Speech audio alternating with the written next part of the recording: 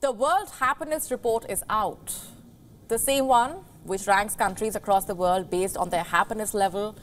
It is released every year, and if it is to be believed, then it's always rainbows and sunshine in Finland.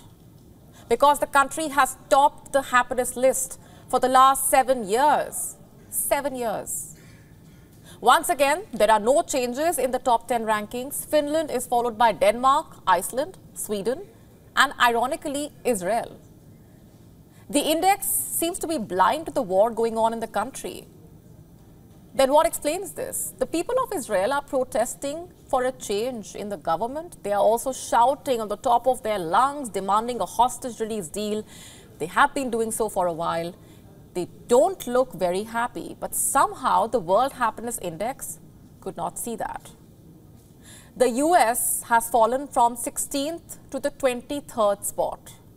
But it still seems to be a generous ranking given the current state of affairs in the country.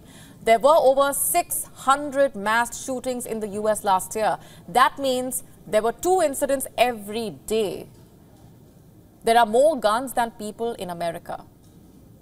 As of 2018, there were 390 million guns in circulation. The number would have dramatically increased since then. And did I mention the fentanyl epidemic?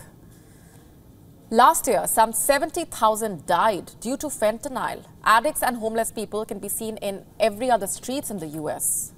But according to the index, Americans are still happier than over half of the world. Maybe that is the kind of optimism that we all need. When life gives you lemons, make lemonade. And when it gives you an epidemic of rats, make it a tourist attraction. That is what Americans did last year. They even offered rat tours to tourists. Anything to keep a simple smile on the faces of the people. Because the judges of the World Happiness Index are watching, hopefully.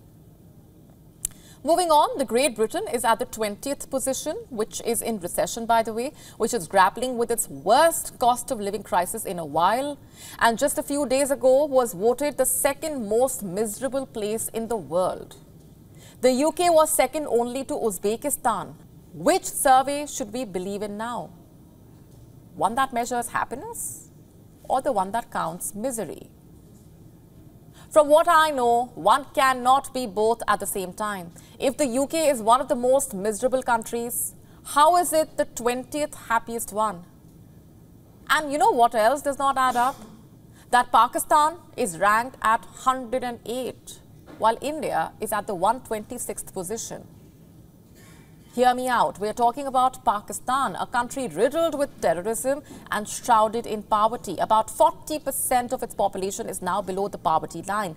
That makes up for some 95 million Pakistanis. People don't have the money to buy food or everyday essentials. Its economy has been in free falls for many years now.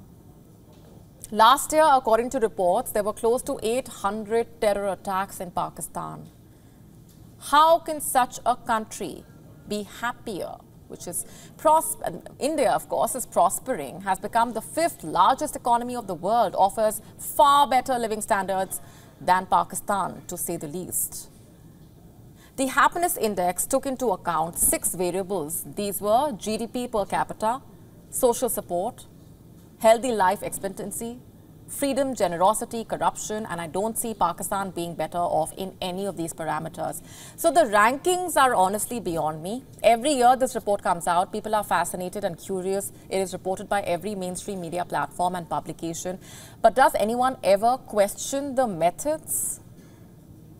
It's about time that we did. We are now available in your country. Download the app now. Get all the updates on the move.